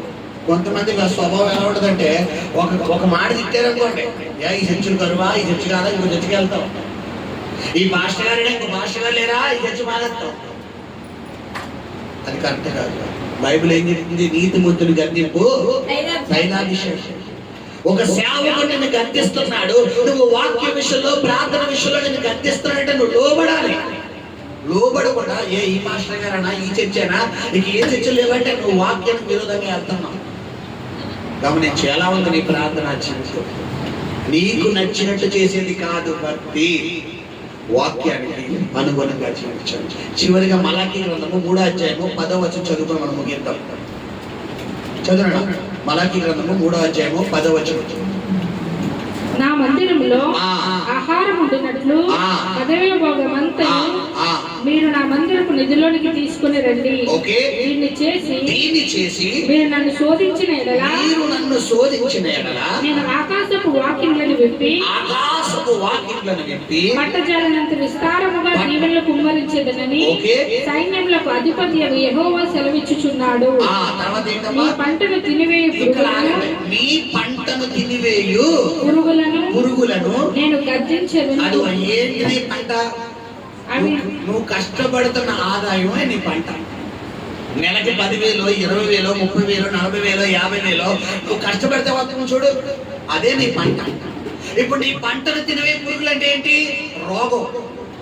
ఇంట్లో చాలా మంది ఫ్యామిలీస్ లో పిల్లలు ఒకరికి బాగుంటే ఒకరికి బాగోదు, పిల్లలకు బాగుంటే పెద్దోళ్ళకి బాగోదు, పెద్దోళ్ళకి బాగుంటే పిల్లలకు బాగోదు. ఇంట్లో కనీసం నెలలో ఒకసారైనా హాస్పిటల్ దర్శించుకోవాలి. కనీసం ఒక 1000 నుండి 2000 రూపాయలైనా హాస్పిటల్ చదివించాలి. పంటను తినివే పురుగులు అంటే ఇయ్యే. కొంతమంది కష్టపడతారు కానీ వచ్చిన డబ్బులంట వడ్డీలకు వెళ్ళిపోతారు, 1 రూపాయి ఆదాయం కనపడదు. కొంతమంది కష్టపడతారు కానీ వచ్చిన డబ్బులన్నీ అనవసరంగా ఖర్చు, ఇలా చేతిలో కొట్టే ఇలా ఎగిరిపోతాయి, ఏమైందో కూడా తెలియదు ఆదాయం. వెనకడే చూస్తే 1 రూపాయి ఉండదు కానీ 20 సంవత్సరాల బట్టి కష్టపడుతున్నాం, సరైన ఒక హౌస్ ఉండదు, ఒక ప్రాపర్టీ ఉండదు, ఏముండదు. కారణం ఏంటంటే నీ పంటను చీడ పురుగు తినేస్తుంది. ఇప్పుడు దీన్ని చేసి శోధించమంటున్నాడు, ఆకాశ వాకిళ్ళు ఇప్పుతానంటాడు. దీన్ని చేస్తేనే నీ పంటలు తిని చీడ పురుగులు ఏం చేస్తానంటాడు ఆయన. ఇప్పుడు నీ పంట అంటే నీ కష్టపడిన కష్టార్జితాన్ని తినేంటంటే రోగ రూపంలో వస్తున్న దెయ్యం. ఎప్పుడైతే నువ్వు కష్టపడిన దానిలో 10వ భాగం దేవుడికి ఇస్తున్నావో ఈ 90% ఎవరు కంచేస్తారో దేవుడు కంచేస్తాడు. ఇప్పుడు ఏ రోగం నీ ఇంట్లోకి రావడానికి ఆయన అనుమతిస్తాడా? చెప్పాలి. ఏ వడ్డీ అని ఇంట్లోకి రావడానికి అనుమతిస్తాడా? ఏ అప్పు అని ఇంట్లోకి రావడానికి అనుమతిస్తాడా? అనవసరమైన ఖర్చులు కూడా నీకు రానివ్వడు. ఎక్కడ సాతాను వల్ల ఏం చేస్తాడు? ఇక్కడే నొక్కుతాడు. ఈ 10వ భాగం ఇచ్చే దగ్గరే నీ హృదయాన్ని ఏం చేస్తాడు? బాధపడతాడు. చాలా మంది అంటారు ఈ అప్పుల్లోంచి నీ బయటకు వచ్చేస్తే. కాదు, నువ్వు బయటికి రావాలంటే ముందు ఇస్తాను. 5 రొట్టెలు 2 చేపలు మనం చూసుకుంటే సారేపతిలో ఆ పేద విధవరాల దగ్గర ఆ తొట్టులో పిండి కొంచెం ఉన్నప్పుడు ఏది అడుగుతున్నాడా? ఆమె దగ్గర సమృద్ధిగా ఉన్నప్పుడు అడుగుతున్నాడా? చెప్పాలి. నేను ఒక 5 నిమిషాలు ముగిస్తాను. సండే ఆలోచించలేదు, ఫైనాన్షియల్ బ్లెస్సింగ్ సండే కాబట్టి మెసేజ్ 5 నిమిషాలు ఎక్కువ తీసుకున్నాను, ఒక పావుగంట. గమనించండి, మనం ఎందుకు ఆశీర్వాదాలు పొందుకోలేకపోతున్నాం. సారేపతిలో ఏలియా కరెక్ట్ అడ్రస్కి వచ్చాడా, రాంగ్ అడ్రస్కి వచ్చాడా? చెప్పాలి. మొదటి రాజు 17వ అధ్యాయంలో అక్కడ ఏలియా సారేపతిలోకి వచ్చిన తర్వాత ఆమె దేవుడు ఏమన్నాడు? నీవు సీదోను పట్టణ సంబంధమైన సారేపతన గ్రామంలోకి వెళ్ళుము, అక్కడ నేను ఒక విధవరాలకు ఆజ్ఞాపించాను అంటున్నాడు. ఆజ్ఞాపించాను అంటున్నాడా? పిల్లరా వెళ్ళి ట్రై చేయాలంటున్నాడా? చెప్పాలి. ఆజ్ఞాపించడం అంటే ఏంటి? చెప్పాలి. మీకు అర్థమే భాష చెప్పాలంటే ఇప్పుడు ఈ అన్న ఉన్నారు, ఈ అన్నకి అన్న నా తర్వాత ఎవరన్నా వస్తా వాళ్ళకి మైక్ ఇవ్వండి అన్న అని చెప్పి ఈ మైక్ ఎవరి చేతిలో పెట్టేసి వెళ్ళిపోయాను, ఈ అన్న చేతిలో పెట్టేసి వెళ్ళిపోయాను. ఇప్పుడు నా తర్వాత ఎవరన్నా వస్తే ఈ అన్న ఏం చేయాలి? మైకు ఇవ్వాలి. ఇవ్వకుండా పాస్టర్ నాకే ఇచ్చాను నేను ఎవరికి ఇవ్వను, పాస్టర్ నాకే ఇచ్చాను నేను ఎవరికి ఇవ్వనంటే చెప్పాలి. ఇది లోపడవా? చెప్పాలి. ఇక్కడ ఆజ్ఞాపించడం అంటే ఇది. దేవుడు ఏం చెప్తాడంటే నీవు సారేపతికెళ్ళు, సీదోను పట్టణమైన సారేపతికెళ్ళు, అక్కడ ఒక విధవరాలు నేను చెప్పాను నిన్ను భూషించమన్నాడు. గుడ్డిగా వెళ్ళిపోయాడు. వెళ్ళిపోయిన తర్వాత అక్కడ ఎంట్రన్స్ లో ఊరి గవిని వద్దని ఉంది. అక్కడ గవిని అంటే ఏంటి? పొలిమేర అంటే ప్రారంభం. ఊర్లో అడిగంటగానే అదే టైంకి ఈవిడ ఎందుకు వచ్చింది? పొలం ఏరుకోవడానికి వచ్చింది. ఎందుకు పొలంలో? ఆ గోధుమ పిండితో ఒక అప్పం ఒక చపాతీ చేసుకుందామని వచ్చింది. చపాతీ చేసుకోవాలంటే ముందు కింద ఏముండాలి? ఇవిడికి మంట ఉండాలి కదా. మంట ఉండాలంటే ముందు ఏముండాలి? పొలంలో ఉండాలి, కట్టెలు ఉండాలి. ఈ కట్టెలు ఏడుకోవడానికి వచ్చింది. ఆవిడ దగ్గరకు వచ్చాడు. అమ్మా నువ్వు తాగడానికి నీళ్ళు ఉన్నాయా అని అడుగుతున్నాడు. సరే నీళ్ళు ఇచ్చింది. అదే చేస్తూ ఒత్తి ఏం చెప్పమంటున్నాడు? ఒక రొట్టెని తీసుకున్నట్టు ఆవిడ, అయ్యా చూడటానికి మంచి పాస్టర్ గారిలో ఉన్నావు, నా ఓటర్ జొత్త తెలుస్తలేదా? ఎదవరా నువ్వు ఏమన్నా ఉంటే నాకు 10 రూపాయలు ఇయ్యి, నా దగ్గర ఏది లేవు. ఇదిగో నా దగ్గర తొట్టులో కొంచెం పిండి, ఒడ్డులో కొంచెం నూనె ఉంది. దీనితో నా కొడుకు నేను తినే రేపు పొద్దున తినడానికి ఏమీ లేవు కాబట్టి రేపు సూసైడ్ చేసుకుందాం అనుకుంటాం. అయితే ఈ రోజు తినడానికి ఉంది కాబట్టి దాంట్లో చేసుకోవడానికి కట్టెలు కావాలి కాబట్టి ఏరుకోవడానికి వచ్చానయ్యా.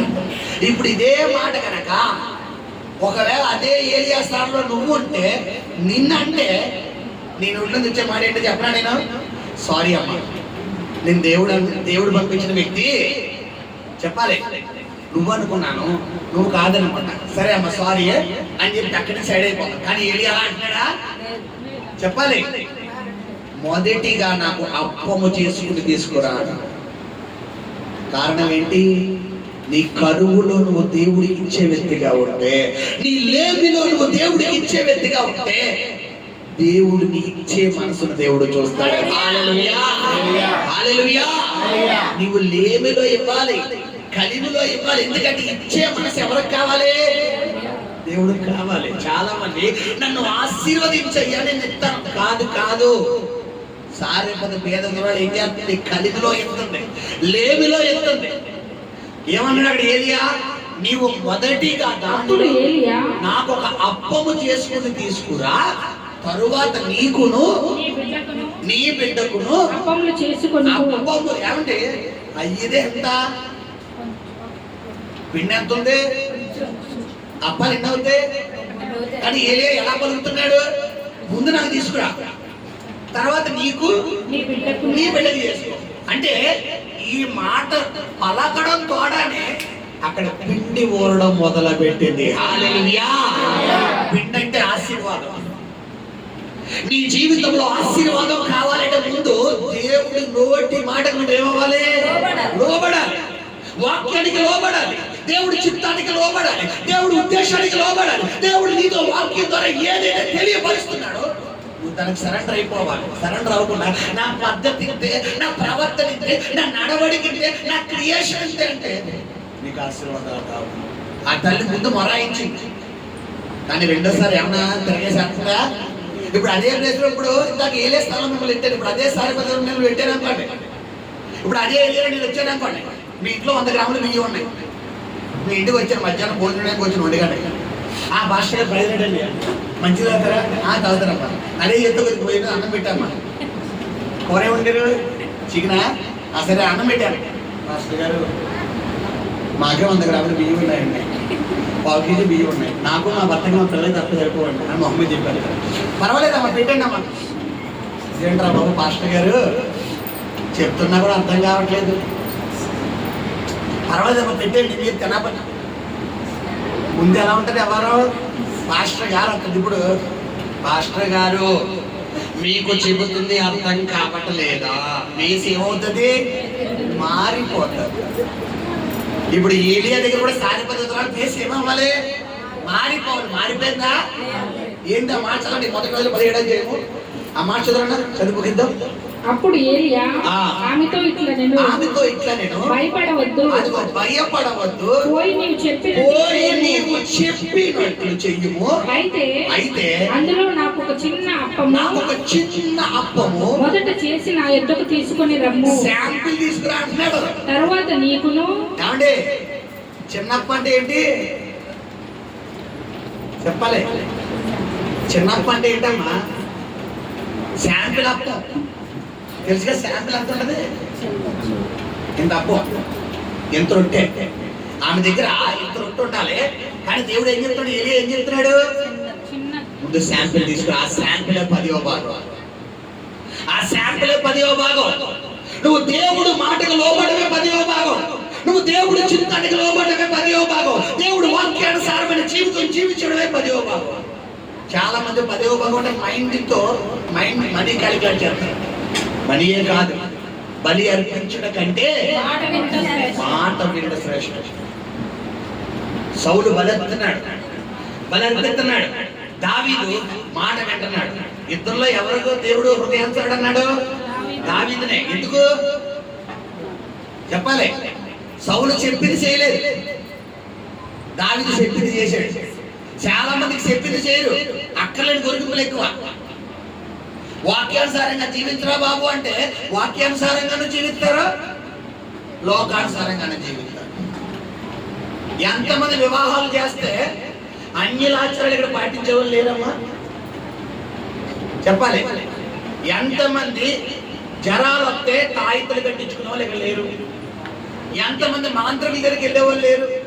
ఎంతమంది సిద్ధాంతుల దగ్గరికి వెళ్ళేవాళ్ళు లేరు? ఎంతమంది ఇక్కడ కాకపోతే అక్కడ రాయేసే వాళ్ళు లేరు?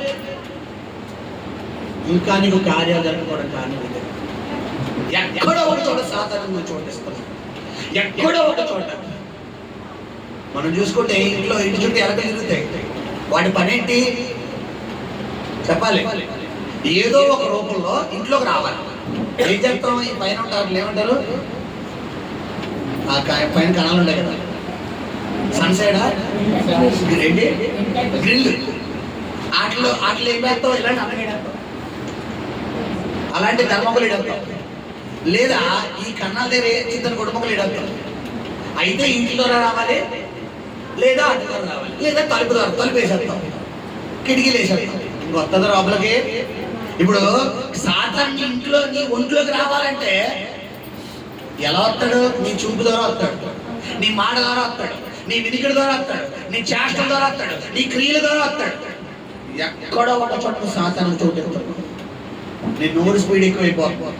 నోరు బాగుందంటే కళ్ళు స్పీడ్ ఎక్కువైపోతుంది, కళ్ళు బాగుందంటే చెవులు స్పీడ్ ఎక్కువైపోతుంది, చెవులు బాగున్నాయంటే చేతులు స్పీడ్ ఎక్కువైపోతుంది, చేతులు బాగున్నాయంటే కాళ్ళు స్పీడ్ ఎక్కువైపోతుంది. ఈ రోజు వాక్యం ద్వారా ప్రభు మనతో మాట్లాడుతుంది ఏంటి? ఆ స్పీడ్కి ఏం బ్రేక్లు వేయాలి చెప్పాలి? డిస్క్ బ్రేక్లు వేసేయి. పల్సర్ బండి కొంటే ఏ బ్రేక్లు అయ్యి? ఏమైనా బండికి మామూలు బ్రేక్లు డిస్క్ బ్రేక్లు తేడా ఏంటమ్మా? డిస్క్ వేయగానే 100 స్పీడ్లో ఉన్న కూడా బండి ఏమవుతుంది? విత్ ఇన్ సెకండ్లో ఆపేది. నీ బండికి ఇప్పుడు ఏం చేయాలి? ఇక్కడ వేసే డిస్క్ బ్రేక్. ఎక్కడైతే సాతానికి చోటించి అక్కడ డిస్క్ బ్రేక్ వేసేయి.